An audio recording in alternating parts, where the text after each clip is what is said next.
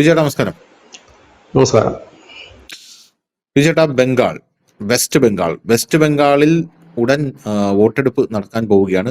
അതിനിടയിൽ നമ്മൾ ഈ ഇടയ്ക്ക് ചർച്ച ചെയ്ത ഒരു വിഷയമുണ്ട്. അതായത് ഈ മുസ്ലിം കൺസോൾട്ടേഷൻ അവിടെ ഉണ്ടാകുമോ? എന്തായാലും ഒരു ഹിന്ദു കൺസോൾട്ടേഷൻ ഉണ്ടാകുമെന്നുള്ള കാര്യത്തിൽ തർക്കമില്ല എന്ന് വന്ന് പറഞ്ഞിരുന്നു. പക്ഷെ ഇപ്പോ അവിടെയുള്ള മുസ്ലിം സംഘടനകൾ വലിയ രീതിയിൽ ഇപ്പോ പറഞ്ഞുകൊണ്ടിരിക്കുന്നത് BJP-യെ തീർക്കാൻ ഞങ്ങൾ ഏതറ്റം വരെയും പോകും എന്നാണ് അവർ കൃത്യമായി പറഞ്ഞുകൊണ്ടിരിക്കുന്നത്. ഈ ഇലക്ഷൻ കഴിയുമ്പോൾ നിങ്ങൾക്ക് ഞങ്ങളുടെ ശക്തി എത്രത്തോളം ഉണ്ട് എന്ന് മനസ്സിലാക്കി തരാനായി സാധിക്കും എന്നിവർ ഒരു ഭാഗത്ത് പറയുന്നു. ആക്ച്വലി അവരിത് ഇങ്ങനെ പറയുന്നത് യഥാർത്ഥത്തിൽ അവരുടെ ശക്തി BJP-ക്ക് മനസ്സിലാക്കി കൊടുക്കാനാണോ, അല്ലെങ്കിൽ ശക്തി മൊത്തം ചോർന്നുപോയ ഒരു സംഘടനയുടെ ജൽപ്പനമാണോ? കാരണം ഈ ബംഗാളിൽ SIR-ൽ നിന്ന് പുറത്തായ ആൾക്കാരുടെ ഒരു വ്യാപ്തി എടുത്ത് നോക്കിക്കഴിഞ്ഞാൽ നമുക്ക് മനസ്സിലാകും മമതാ ബാനർജി അവിടെ എങ്ങനെയാണ് ഭരിച്ചുകൊണ്ടിരുന്നത്. ഇപ്പം മമതാ ബാനർജി നിൽക്കുന്ന മണ്ഡലത്തിൽ പോലും SIR വഴി പുറത്തുപോയത് ഇത്ര ആൾക്കാരാണ്. എനിക്ക് തോന്നുന്നു 55,000 എത്രയോ ആൾക്കാരാണ് അവിടെ പുറത്തു, 1.5 ലക്ഷം, കൃത്യമായിട്ടുള്ള കണക്ക് ഞാൻ ഓർക്കുന്നില്ല. വലിയൊരു സംഖ്യ പുറത്തു. അത് മമതയുടെ നെഞ്ചെടുപ്പ് കൂട്ടുന്നുണ്ട് എന്ന് കഴിഞ്ഞ ദിവസം നമ്മുടെ പ്രശാന്ത് കുരുവംശം ഇന്ന് റിപ്പോർട്ട് ചെയ്ത് ഞാൻ കണ്ടായിരുന്നു. അപ്പുറത്ത് സുവേന്ദു അധികാരിയാണ് മമതാ ബാനർജിക്ക് എതിരെ നിൽക്കുന്നത്. അപ്പൊ അങ്ങനെയുള്ളൊരു സാഹചര്യത്തിൽ ഈ മുസ്ലിം സംഘടനകൾ പാനിക് സിറ്റുവേഷനിലാണ് എന്നും ഒരു അഭിപ്രായം വരുന്നുണ്ട്. ഇതിൽ ഏതാണ് സത്യം? രണ്ടു തരത്തിലാണ് ആ വാർത്ത പോകുന്നത്. ഒന്ന്, ഞാൻ മുമ്പ് തന്നെ ഈ ചാനലിൽ പറഞ്ഞു, തദ്ദേശീയരായ മുസ്ലിങ്ങൾക്ക് മമതയോട് താല്പര്യക്കുറവുണ്ട്. ഒരു വിഭാഗം, എല്ലാവരുമല്ല, ഒരു വിഭാഗത്തിന്. കാരണം ഈ വന്നു കയറിയവർ കാലാകാലങ്ങളായി CPM-ന്റെ കാലത്തും തൃണമൂലിന്റെ കാലത്തും ഒക്കെ വന്നു കയറിയവർ തദ്ദേശീയരായിട്ടുള്ള, അതായത് ഇവിടെ തന്നെ ജനിച്ചു വളർന്ന മുസ്ലിംസിന്റെ അവകാശങ്ങൾ കവർന്നെടുത്തിരുന്നു. അപ്പോൾ അതിന്റെ ഒരു പ്രതിഷേധം അവിടെ ഉണ്ട്. അത് ചെറിയ വിഭാഗത്തിന് മാത്രമേ ഉള്ളൂ, എല്ലായിടത്തും ഇല്ല എന്ന് തന്നെ പറയാം. എന്നാൽ എല്ലാവരും ഈ പ്രശ്നം അഭിമുഖീകരിക്കുന്നുമുണ്ട്. ഇവിടെ സംഭവിക്കുന്നത് എന്താണെന്ന് വെച്ച് കഴിഞ്ഞാൽ, നമ്മൾ കഴിഞ്ഞ ദിവസങ്ങളിലൊക്കെ കണ്ട ചില മുസ്ലിം പണ്ഡിതന്മാരും മതപണ്ഡിതന്മാരും ഒപ്പം തന്നെ ഈ ചില മുസ്ലിം സംഘടനാ നേതാക്കളൊക്കെ പറയുന്നത്, ഞങ്ങൾക്ക് മുമ്പോട്ടുള്ളതിന്റെ പാത തടയുന്നത് BJP ആണ്, ഞങ്ങൾക്ക് തടസ്സമായി നിൽക്കുന്നത് BJP ആണ്. ആ BJP ഇല്ലാതായി കഴിഞ്ഞാൽ ഇസ്ലാമിന്റെ ശക്തി എന്താണെന്ന് ഇന്ത്യ തിരിച്ചറിയും എന്നാണ് ഇവർ പറയുന്നത്. വളരെ വ്യാപകമായ രീതിയിൽ തന്നെ ഇത് പ്രചരിക്കുന്നുമുണ്ട്. അതായത് അവിടെ പറഞ്ഞു വരത്തിയിരിക്കുന്നത്, ഇപ്പോൾ ഈ SIR തുടക്കം മാത്രമാണ്. ഈ രാജ്യത്ത് നിന്ന് അല്ലെങ്കിൽ ഈ സംസ്ഥാനത്ത് നിന്ന് മുസ്ലിങ്ങൾ മുഴുവൻ പുറത്തു പോകും. അതുകൊണ്ട് നമുക്കിതൊരു ജീവൻ മരണ പോരാട്ടമാണ്, എന്ത് വില കൊടുത്തും ഈ സർക്കാരിനെ നിലനിർത്തേണ്ടത് അനിവാര്യമാണ് എന്ന് പറഞ്ഞുകൊണ്ടാണ് ഇവര് ഒറ്റക്കെട്ട്, അതായത് ഇത്തവണ വോട്ട് സ്പ്ലിറ്റ് ആകരുത്. കഴിഞ്ഞ തവണ അതിനകത്ത് കുറച്ച് വോട്ട് കോൺഗ്രസ് കൊണ്ടുപോയി, കുറച്ചോട്ട് CPM കൊണ്ടുപോയി. CPM അവിടെ വലിയ വോട്ടൊന്നും കിട്ടില്ലെങ്കിൽ ഇവര് കുറച്ചോട്ട് കൊണ്ടുപോയി. ഇപ്പൊ ഈ കുറച്ച് വോട്ടൊരു മണ്ഡലത്തിൽ മാറിയാൽ തന്നെ ജയപരാജയങ്ങൾ തീരുമാനിക്കാൻ കഴിയുമല്ലോ. അപ്പം ഇങ്ങനെയൊക്കെയുള്ള വന്നു. അത് ഇത്തവണ അത് വരരുത്. ഈ കേരളത്തിൽ അവരെടുത്തിരിക്കുന്ന ഒരു നിലപാട് പോലെ UDF-ന് എന്ത് വന്നാലും അധികാരത്തിൽ കയറ്റുക എന്നുള്ളതാണ് എടുത്തിരിക്കുന്ന നിലപാട്. അപ്പൊ അതേപോലൊരു നിലപാട് അവിടെയും എടുത്തിട്ടുണ്ട്. അതിന്റെ ഇടയിലാണ് നമ്മുടെ ശ്രീമാൻ അസദുദ്ദീൻ ഓവൈസി അവിടെ സ്ഥാനാർത്ഥികളുമായി എത്തിയിട്ടുണ്ട്. അസദുദ്ദീൻ ഓവൈസിയിലേക്ക് വോട്ട് പോകുമെന്ന് ഇവർ ഭയക്കുന്നുണ്ട്. അതുപോലെ തന്നെ തൃണമൂൽ കോൺഗ്രസുമായി തെറ്റിയ ഹുമയൂൺ, ഈ ഹുമയൂണാണ് അവിടെ എന്താണ് ബാബറി മസ്ജിദ് സ്ഥാപിക്കും എന്ന് പറഞ്ഞിട്ടൊരു വലിയ ക്യാമ്പയിനൊക്കെ നടത്തി. ആ ഹുമയൂണാണ് ഈ അടുത്ത് BJP-യുടെ 1000 കോടി രൂപയുടെ ഡീൽ ഉണ്ടാക്കിയിട്ട് മുസ്ലിം വോട്ടുകൾ എത്തിച്ചു കൊടുക്കുക എന്ന് പറഞ്ഞു പറയുന്നു. എനിക്ക് തോന്നുന്നില്ല ഈ 1000 കോടി രൂപ എന്നൊക്കെ പറഞ്ഞാൽ 1-2 രൂപയല്ലല്ലോ. ഏതായാലും ഈ ഹുമയൂൺ ആദ്യം ഇടയ്ക്ക് BJP പോയതാ. ഹുമയൂണിന്റെ കാര്യം രസം, അദ്ദേഹം ആദ്യം തൃണമൂലായിരുന്നു, അതിനുശേഷം ഇടയ്ക്ക് BJP പോയി. 2 വർഷത്തെ BJP-യോടുള്ള ആ ഒരു സഹവാസത്തിന് ശേഷം അദ്ദേഹം വീണ്ടും തിരിച്ചു വന്നു, മമതയുടെ വലങ്കൈയായി മാറി. അതിനുശേഷം വീണ്ടും മമതയുമായി തെറ്റുന്നു, പുള്ളി സ്വയം ഒരു പാർട്ടി ഉണ്ടാക്കുന്നു. അവിടെയാണ് ഈ 200 കോടി രൂപ കിട്ടി, ഇനി 800 രൂപ കിട്ടാനുണ്ട് എന്നൊക്കെ പറഞ്ഞ് പുള്ളിയുടെ സ്ട്രിങ് ഓപ്പറേഷൻ നടത്തിയെന്ന് മമത പറയുന്നത്. ഇപ്പൊ ഞാനിത് പറയാനുള്ള കാരണം, ഇത്രയും പറഞ്ഞപ്പോ തന്നെ ഈ ഹുമയൂണിന്റെ ഒരു നിലവാരം നമുക്കൊക്കെ മനസ്സിലായല്ലോ. ആദ്യം തൃണമൂലിലായിരുന്നു, അവിടുന്ന് ഈ പുള്ളിക്കാരൻ BJP-യോട് പോയി ഇടയ്ക്ക് 2 കൊല്ലം അവിടെ നിന്നപ്പോ അവന്മാര് മൈൻഡൊന്നും ചെയ്യാതെ തിരിച്ച് വീണ്ടും മമത എടുത്തോട്ട് വന്നു. ഈ തെരഞ്ഞെടുപ്പ് വന്നപ്പോ സീറ്റ് കിട്ടിയില്ല പുള്ളിക്കും പുള്ളിയുടെ അനുയായികൾക്ക്, പുള്ളി പിണങ്ങിപ്പോയി. ഇതാണ് കഴിഞ്ഞ ദിവസങ്ങളിലൊക്കെ മീഡിയ വണ്ണിൽ ഇരുന്ന് പറയുന്നത്. മമത പൊളിച്ചു കേട്ടോ, കിടുക്കി. കാരണം അവിടെ സ്ട്രിങ് ഓപ്പറേഷൻ നടത്തി ഹുമയൂണിനും BJP-യും പൊളിച്ചില്ലേ.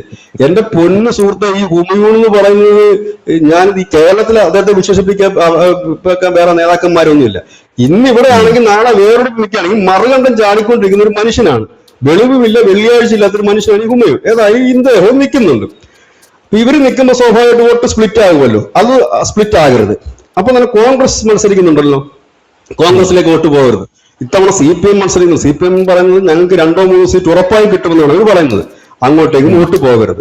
എന്തായാലും BJP-ക്ക് ഇവരാരും വോട്ട് ചെയ്യില്ല എന്ന് ഇവർക്ക് ഉറപ്പിച്ചു കഴിഞ്ഞിരിക്കുന്നു. പക്ഷേ ഈ വെസ്റ്റ് ബംഗാൾ ഈ തെരഞ്ഞെടുപ്പിൽ നമ്മൾ കാണുന്ന ഒരു പ്രത്യേകത, പല മണ്ഡലങ്ങളിലും BJP-ക്കാർ വലിയ രീതിയിലല്ല, ചെറിയ രീതിയിൽ ഈ BJP-യിലേക്ക് ഈ മുസ്ലിംസ് ആയിട്ടുള്ള മുസ്ലിം മത വിശ്വാസികൾ എത്തുന്നുണ്ട്. അവര് ചെറിയ രീതിയിൽ തന്നെ BJP സപ്പോർട്ട് ചെയ്യുന്നുണ്ട്. അത് ഏതൊക്കെ മേഖലകളിൽ നിന്ന് ചോദിച്ചു കഴിഞ്ഞാൽ ഈ BJPക്ക് കുറച്ചുകൂടെ സ്ട്രോങ് ആയിട്ടുള്ള ഏരിയകളുണ്ട്. അപ്പൊ അവിടെ ഈ മുസ്ലിം വോട്ടർമാർ കുറവാണ്. അവിടെ കിടക്കുന്നത് തദ്ദേശീയരായിട്ടുള്ള മുസ്ലിംസ് ആണ്. അതായത് വന്നുകയറിയ റോഹിംഗ്യകളോ ഇല്ല ബംഗ്ലാദേശികളോ അല്ല, തദ്ദേശീയരാണ്. അവർ നോക്കുമ്പോൾ അവർക്ക് വേണ്ട കാര്യങ്ങൾ ഇവർ ഓഫർ ചെയ്യുന്നുണ്ട്, ഇവർ തരുന്നുണ്ട്. ഇവരുടെ ഇപ്പൊ വലിയൊരു ഓഫറൊക്കെയാണ് കൊടുത്തിരിക്കുന്നത്. 3000 രൂപ വെച്ച് പെൻഷൻ അങ്ങനെയൊക്കെയുള്ള ഓഫറാണ് കൊടുത്തിരിക്കുന്നത്. അപ്പൊ ഇതെല്ലാം കൊണ്ട് ഇവരോടൊപ്പം നിൽക്കുക എന്ന്, അത് എല്ലായിടത്തും അങ്ങനെയാണല്ലോ. നമുക്ക് ആനുകൂല്യം കിട്ടുന്നിടത്ത് ജനം നിൽക്കാറുള്ളൂ. ആർക്കും അന്ധമായ ഒരു രാഷ്ട്രീയ ബോധം ഇന്ത്യൻ ജനതയ്ക്കില്ല. ഇന്നവർ മാത്രമേ, അവരെന്ത് ചെയ്താലും എന്ത് തെറ്റ് ചെയ്താലും ഇന്നവർ മാത്രമേ ജയിക്കാവൂ എന്നൊരു ചിന്തയൊന്നും ആർക്കുമില്ല. അപ്പൊ നല്ലത് ചെയ്യുന്നോണ്ടായിരിക്കാം ഒരു ചെറിയ വിഭാഗം മാറിയിട്ടുണ്ട്. ഈ അസദീൻ ഓവൈസി വന്നപ്പോഴത്തേനും മമതയും ഇവിടെയുള്ളവരും പറഞ്ഞു അസദീൻ ഓവൈസി BJPയുടെ B ടീമാണ്, മുസ്ലിം വോട്ട് പിളർത്തി BJP ജയിപ്പിക്കുകയാണ് പുള്ളിയുടെ ലക്ഷ്യം, കണ്ടില്ല അവിടെ കണ്ടില്ല ഇവിടെ കണ്ടില്ല എന്നൊക്കെ പറയുന്നുണ്ട്. ഓക്കെ, ഇതിനിടയ്ക്കാണ് ഹുമയൂൺ എന്ന് പറയുന്ന വിദ്വാനും കൂടെ വന്നൊരു പാർട്ടി രൂപീകരിക്കുന്നു. പുള്ളിയുടെ ആദ്യത്തെ പ്രഖ്യാപനം ബാബറി മസ്ജിദ് വെസ്റ്റ് ബംഗാളിൽ സ്ഥാപിക്കും എന്ന് പറഞ്ഞ് പുള്ളി കുറച്ച് ഇഷ്ടിക അവിടെ ഇറക്കി വെച്ചു. പണി തുടങ്ങാൻ പോയപ്പോൾ പോലീസ് പിടിച്ചു. അത് മമത എതിർത്തു, എല്ലാവരും എതിർത്തു. BJP അനങ്ങാൻ പോയില്ല. കാരണം ഇനി അതിൽ തൊട്ടിട്ട് വലിയ പ്രശ്നമാകണ്ട എന്ന് കരുതി അവർ അനങ്ങാനൊന്നും പോയിട്ടൊന്നുമില്ല. പക്ഷെ വിശ്വഹിന്ദു പരിഷത്ത് ആരൊക്കെ എതിർത്തിട്ട് പറഞ്ഞു ഇവിടെ കാണാൻ പണി തല്ലിപ്പൊളിച്ച് കളയുമെന്ന് പറഞ്ഞു. അങ്ങനെ പുള്ളി ഷൈൻ ചെയ്ത് നിൽക്കുന്ന സമയത്താണ് ഈ കാര്യങ്ങളെല്ലാം വരുന്നത്. അത് പക്ഷെ മുസ്ലിം സംഘടന ഒരു ഉറച്ച തീരുമാനം എടുത്തിട്ടുണ്ട്, ഇത്തവണ മമതയ്ക്കൊപ്പം നിൽക്കുകയാണ്. പക്ഷെ ഇവിടെ ഇങ്ങനെ നിൽക്കുന്നു എന്ന് പറയുമ്പോൾ തന്നെയാണ് മമതയുടെ കാൽച്ചൂട്ടിലെ മണ്ണ് ഒലിക്കുന്നു എന്നുള്ളത്. കാരണം ഈ അവർ അടിസ്ഥാനപരമായിട്ടുള്ള അവർക്ക് കുറെ വോട്ടുണ്ട്. ഇവര് മാത്രമല്ല, അവിടുത്തെ ഗുണ്ടകളുടെ നേതൃത്വത്തിൽ ഒരു വലിയ ജനവിഭാഗം ഓരോ പ്രൊഫഷനുണ്ട്. അവരും ഇവരും ഒപ്പം തന്നെ മമത അടിച്ചൊതുക്കി വെച്ചിരിക്കുന്ന കുറെ ഹിന്ദു പിന്നോക്ക വിഭാഗങ്ങളും എല്ലാം കൂടെ ചേർന്നാലും മമതയുടെ വോട്ട് ബാങ്ക് എങ്കിൽ ഇതിനൊക്കെ ഇപ്പോൾ വിള്ളൽ വീണിരിക്കുകയാണ്. അനുഷ് പറഞ്ഞ കണക്ക് തന്നെ ഈ SIR വന്നപ്പോൾ തന്നെ അതിന്റെ 90 ലക്ഷം പേരാണ് പുറത്തോട്ട് പോകുന്നത്. അതിനുശേഷം നടക്കുന്ന ഓരോ മണ്ഡലത്തിലും ഒരുപാട് പേർ പുറത്തേക്ക് പോകുന്നുണ്ട്. രണ്ടാമത്തെ കാര്യം, തദ്ദേശീയരായ മുസ്ലിങ്ങൾക്ക് ഇടയിൽ ഈ വന്നു കയറിയവന്മാർ എങ്ങനെയൊന്ന് പോയി കിട്ടിയാൽ മതി എന്നാണ് അവർക്ക് പണ്ട് തൊട്ടേയുള്ള ആഗ്രഹം. അതൊരു പ്രശ്നം ഉണ്ട് അവിടെ. പിന്നെ ഹിന്ദുക്കളുടെ വലിയൊരു ഹിന്ദു കൺസോൾട്ടേഷൻ അവിടെ നടക്കുന്നുണ്ട്. വലിയ രീതിയിൽ എന്നുള്ളതല്ല, മുൻകാലങ്ങളെ അപേക്ഷിച്ച് വലിയ രീതിയിൽ തന്നെയാണ് അത് നടക്കുന്നത്. പൂർണ്ണമായിട്ടല്ലെങ്കിൽ പോലും അതൊരു ഭാഗത്ത് നടക്കുന്നുണ്ട്. ഈ ഒരു സാഹചര്യത്തിലാണ് മുസ്ലിം വോട്ടുകൾ ചിന്നിച്ചെതറാതിരിക്കാൻ വേണ്ടിയിട്ട് ഈ ടീമുകളെല്ലാം കൂടി ഇപ്പോൾ രംഗത്തിറങ്ങിയിട്ടുണ്ട്. അവരെല്ലാം വളരെ സജീവമാണ്. ഇപ്പോൾ മമത ഏറ്റവും കൂടുതൽ കോൺസെൻട്രേറ്റ് ചെയ്യുന്നതും ഈ മുസ്ലിം ഭൂരിപക്ഷ മേഖലയിലും മുസ്ലിം സമുദായത്തിന് ഇടയ്ക്കുമാണ് മമത ഏറ്റവും കൂടുതൽ ഇപ്പോൾ കോൺസെൻട്രേഷൻ ചെയ്യുന്നത്. അവിടെ പ്രവർത്തിച്ചുകൊണ്ട് ആ വോട്ട് ബാങ്കിനെ, അതാണ് അടിസ്ഥാനം, അതിനെ ഉറപ്പിച്ചു നിർത്തുക. കാരണം കാൽച്ചൂട്ടിലെ മണ്ണുകളൊക്കെ പലപ്പോഴും മുമ്പ് അവർ ചെയ്തുകൊണ്ടിരുന്ന പണി ഇവരുടെ തോളത്ത് കൈയിടും, മറ്റന്മാരെ വരട്ടുക ഇല്ലെങ്കിൽ അവരെ അടിമളകൾക്ക് ചെയ്തോളുമെന്ന് കരുതും. പക്ഷെ ഇപ്പോഴങ്ങനെയല്ല, അത് മാറ്റിയിരിക്കുന്നു. അവിടെ മറ്റൊരു വിഷയം കൂടെ വന്നിട്ടുണ്ട്. BJP അവിടെ ചില ഈ മമതയൊക്കെ മത്സരിക്കുന്ന ചില മണ്ഡലങ്ങളിലൊക്കെ BJPയുടെ കൊടി അവിടെ കെട്ടുന്നില്ല. പകരം BJP ചെയ്യുന്നത് ഈ ജയ് ശ്രീറാം എന്ന് എഴുതിയിട്ടുള്ള ഒരു കൊടിയുണ്ട്, കാവിക്കൊടി, അതാണ് വലിച്ചു കെട്ടുന്ന എല്ലായിടത്തും.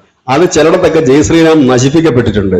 നശിപ്പിക്കപ്പെട്ടു കഴിഞ്ഞപ്പോൾ ജനം പ്രശ്നം ഉണ്ടാക്കിയിട്ടുണ്ട്. കണ്ടില്ലേ, പരിപാവനമായ കൊടി BJPയുടെ കൊടി നശിച്ചെന്ന് പറഞ്ഞാൽ പരിപാവനമായ കൊടി എന്ന് പറയാൻ പറ്റത്തില്ല, പവിത്രതയുള്ള കൊടി എന്ന് പറയാൻ പറ്റില്ല. പാർട്ടിയുടെ കൊടിയല്ലേ, അതിപ്പം പോയി കഴിഞ്ഞാലും വീണ്ടും കെട്ടാമെന്നുള്ളത്. പക്ഷെ ഇതങ്ങനല്ല, ജയ് ശ്രീരാം എഴുതിയ കൊടികളാണ് കെട്ടി, അതെല്ലാം ഇളക്കി കളയുന്നതും അവിടെ ഒരു പ്രശ്നമായിട്ടുണ്ട്.